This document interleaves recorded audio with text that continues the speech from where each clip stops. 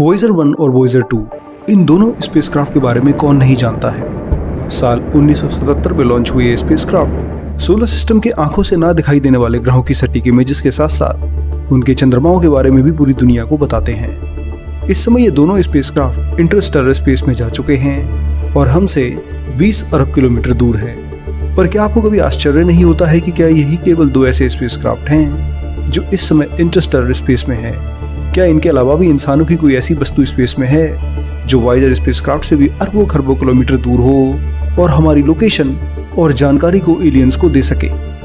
इस वीडियो में मैं आपको इन्हीं स्पेसक्राफ्ट और उन सिग्नल्स के बारे में बताऊंगा जो वॉयेजर 1 और 2 के साथ साथ इंटरस्टेलर स्पेस में है। तो सीट बेल्ट पहन लीजिए और चलिए मेरे साथ स्पेस की एक ऐसी यात्रा पर जो आपकी इमेजिनेशन को भी हिला कर रख देगी। ये यात्रा बहुत रोमांचक और अद्भुत होने वाली है, इसलिए आप ये वीडियो शुरू से अंत तक जरूर देखिए। साल 1977 में नासा ने अपने 2 स्पेस प्रोब सौरमंडल के ग्रहों के बारे में जानने के लिए भेजे थे। वॉयेजर 1 और 2 पहले ऐसे प्रोब थे जिन्होंने बृहस्पति, शनि, यूरेनस और नेपच्यून ग्रहों की सटीक तस्वीर ली और उनके चंद्रमाओं के बारे में भी पूरी दुनिया को बताया। वॉयेजर 2 के बाद से आज तक किसी भी प्रोब ने नेपच्यून और यूरेनस का मिशन नहीं किया है और न ही कोई क्लोज इमेजेस ली हैं। इसलिए हम आज भी वॉयेजर 2 के डेटा से ही इनके बारे में जान सके हैं। पिछले 44 सालों से लगातार सौरमंडल में चल रही ये प्रोब्स इंटरस्टेलर स्पेस में निकल चुके हैं, जहां वॉयेजर 1 करीब 23 अरब किलोमीटर और कहीं तो 153 एस्ट्रोनॉमिकल यूनिट दूर है, तो वॉयेजर 2 से पीछे 19 अरब किलोमीटर और कहीं तो 128 AU दूर है। पर अगर आप ये सोच रहे हैं कि केवल ये 2 ही स्पेस प्रोब इस समय इंटरस्टेलर स्पेस में जा चुके हैं, तो आप जल्दी कर रहे हैं। नासा ने वॉयेजर के अलावा भी ऐसे स्पेस प्रोब भेजे हैं जो अब इंटरस्टेलर स्पेस पे पहुंच गए हैं। ये हमसे इतने दूर हैं कि इन्हें ट्रेस कर पाना भी और इनके एक सिग्नल के लिए हमें कई घंटों तक इंतजार करना पड़ता है। इससे पहले मैं आपको इनके बारे में बताऊं, आइए इंटरस्टेलर स्पेस के बारे में जान लेते हैं कि ये क्या है और इसकी बाउंड्री पृथ्वी से कितनी दूर शुरू होती है। नासा इंटरस्टेलर स्पेस में जाने वाले इन प्रोब्स के सिग्नल्स को, जो कि बहुत ही वीक होते हैं, उन्हें किसकी मदद से डिटेक्ट करके हमें सटीक डेटा भेजता है। नासा के अनुसार अगर कोई भी स्पेसक्राफ्ट या स्पेस प्रोब 100 एस्ट्रोनॉमिकल यूनिट यानी कि पृथ्वी और सूर्य की जो दूरी है उससे 100 गुना ज्यादा दूरी तय कर लेता है, तो वो अपना पहला कदम इंटरस्टेलर स्पेस की ओर रख लेता है। हालांकि इंटरस्टेलर स्पेस को हम 2 तारों के बीच का स्पेस समझते हैं। सूर्य और उसके पड़ोसी तारे के बीच में जो भी स्पेस है उसे कई लोग इंटरस्टेलर स्पेस मानते हैं, पर असल में इंटरस्टेलर स्पेस की शुरुआत तब होती है जब सूर्य की मैग्नेटिक फील्ड उस जगह पर असर नहीं करती है और ठंडे पार्टिकल्स आपकी स्पेसशिप के आसपास बहुत बढ़ जाते हैं। इसे हीलियोपॉस भी कहते हैं, जहां सूर्य की मैग्नेटिक फील्ड और उसके द्वारा छोड़े गए पार्टिकल्स अब असर नहीं करते हैं और आपकी स्पेसशिप को सूर्य की रेडिएशन से कोई नुकसान नहीं पहुंचा सकते हैं। सूर्य के प्रभावी क्षेत्र हीलियोस्फीयर के खत्म होते ही हीलियोपॉस स्टार्ट होता है और यही इंटरस्टेलर स्पेस में पहुंचने का पहला कदम माना जाता है। अगर आपका स्पेसक्राफ्ट और प्रोब इस बाउंड्री में आ चुका है, तो अब आप इंटरस्टेलर स्पेस में यात्रा कर रहे हैं। अभी तक केवल 4 ही स्पेसक्राफ्ट इस बाउंड्री में एंटर कर चुके हैं और लगातार इंटरस्टेलर यात्रा पर हैं। इनमें से 2 वॉयेजर 1 और 2 को तो आप जानते ही हैं। वॉयेजर 1 साल 2012 में इंटरस्टेलर स्पेस में प्रवेश करता है, तो वहीं वॉयेजर 2 2018 में हीलियोस्फीयर को पार करके इंटरस्टेलर स्पेस में पहुंच जाता है। पर वॉयेजर यानी हमसे ज्यादा दूर हो ऐसा नहीं है। नासा ने वॉयेजर से भी पहले ऐसे अंतरिक्ष यान भेजे थे जो अब 100 एस्ट्रोनॉमिकल यूनिट दूरी और कहीं तो 15 अरब किलोमीटर दूर इंटरस्टेलर स्पेस में कदम रख चुके हैं। इनमें से कुछ यान ऐसे भी हैं जो वॉयेजर 2 से भी आगे निकलकर इंटरस्टेलर स्पेस में है। साल 1972 में नासा ने पायोनियर 10 नाम का स्पेस प्रोब लॉन्च किया था, जिसका काम सोलर सिस्टम के सबसे बड़े प्लैनेट जुपिटर के बेहद पास से इमेजेस लेने का था। ये विश्व का पहला ऐसा स्पेसक्राफ्ट था जिसने मंगल और बृहस्पति यानी जुपिटर ग्रह के बीच में आने वाले उल्कापिंड के घेरे एस्टेरॉयड बेल्ट को पार किया।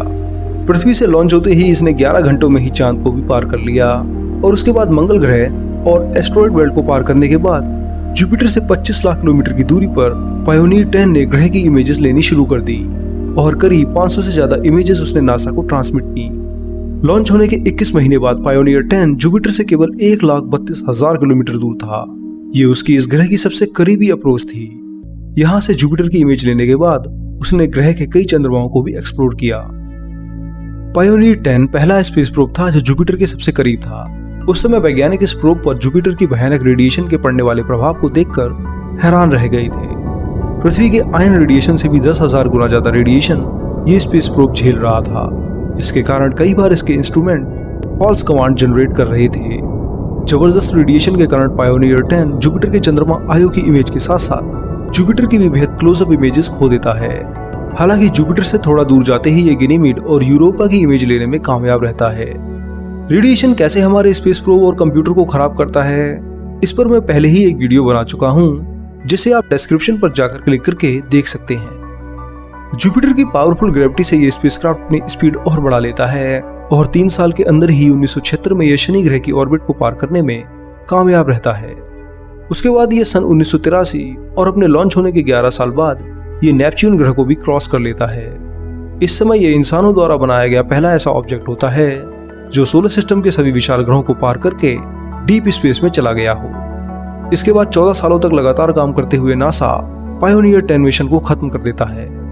सूर्य से 10 अरब किलोमीटर दूर होने के कारण इसके सिग्नल डीप स्पेस नेटवर्क को बेहद कम ही रिसीव हो पाते हैं, पर पायोनियर 10 में अब भी जान होती है। साल 2003 में यह स्पेस प्रोब अपना लास्ट सिग्नल नासा को देकर हमेशा के लिए अनंत ब्रह्मांड की ओर निकल जाता है। इस समय यह स्पेस प्रोब 12 किलोमीटर पर सेकंड की स्पीड पर इंटरस्टेलर स्पेस में यात्रा कर रहा है। ये वॉयेजर 1 के बाद दूसरा सबसे दूर मौजूद स्पेस प्रोब है। वॉयेजर 2 से भी आज भी 30 करोड़ किलोमीटर दूर है, पर 2 साल बाद वॉयेजर 2 भी इसे पीछे कर देगा। अगर इसके इंटरस्टेलर ट्रेवल की बात की जाए तो ये स्पेस प्रोब जिस ट्रेजेक्टरी पर है तो इसे अपने सबसे नजदीकी स्टार पर जाने में 20 लाख साल लगेंगे। पृथ्वी से 68 लाइट ईयर दूर एल्डीबरान स्टार पर ही इस स्पेस प्रोब की नई मंजिल है। पायोनियर 10 के बाद नासा ने पायोनियर 11 को भी जुपिटर की एक्सप्लोरेशन के लिए भेजा था। इस प्रोब ने भी इस ग्रह की कई इमेजेस ली। ये पायोनियर 10 से भी कम क्लोज अप्रोच से बृहस्पति ग्रह की ग्रेट रेड स्पॉट की इमेज लेने में कामयाब रहा। पायोनियर 11 की इन इमेजेस ने पहली बार वैज्ञानिकों को जुपिटर, सैटर्न और उनके चंद्रमाओं को सामने से देखने का मौका दिया। साल 1995 में अपने मिशन के 21वें साल में इस प्रोब का संपर्क नासा से टूट गया, पर यह अभी भी इस सौरमंडल का हिस्सा है और अब इंटरस्टेलर स्पेस में जा चुका है। इस समय यह पृथ्वी से 17 अरब किलोमीटर दूर है और लगातार 11 किलोमीटर पर सेकंड की स्पीड से हमसे दूर होता जा रहा है। अगर इसकी ट्रैजेक्टरी देखी जाए तो ये स्कूटम तारामंडल की ओर बढ़ रहा है, जहां ये पृथ्वी से 104 लाइट ईयर दूर एक के टाइप स्टार के बेहद पास से होकर गुजरेगा। इसे इस तारे तक पहुंचने में अभी 9,28,000 साल लगने वाले हैं। पायोनियर 11 इन 9 लाख साल बाद ही किसी स्टार के बहुत करीब होगा और उम्मीद है कि तभी कोई एडवांस सिविलाइजेशन इसे डिटेक्ट भी कर सके, पर इसके चांस काफी कम है। पायोनियर 10 और 11 और वॉयेजर 1 और 2 40 साल पहले लॉन्च किए थे, इसलिए ये अभी हमसे बहुत दूर हैं। पर इन सभी प्रोब्स के अलावा भी एक ऐसा प्रोब है जिसे केवल 15 साल पहले ही लॉन्च किया है और ये अपनी स्पीड से पायोनियर 11 और 10 को पीछे करने का भी दम रखता है। पृथ्वी से इस समय 7 अरब किलोमीटर दूर न्यू होराइजन्स प्रोब साल 2006 में प्लूटो के मिशन के लिए भेजा गया था। इसने पहली बार प्लूटो की हाई क्वालिटी इमेजेस लेकर वैज्ञानिकों को हैरान कर दिया था। न्यू होराइजन्स को प्लूटो तक पहुंचने में 9 साल लगे। यहां पहुंचकर इस प्रोब ने प्लूटो और उसके एकमात्र चंद्रमा केरोन की सतह का मैप बनाया और उनके वातावरण को एनालाइज किया। इस समय यह प्रोब सौरमंडल के काइपर बेल्ट को पार कर रहा है।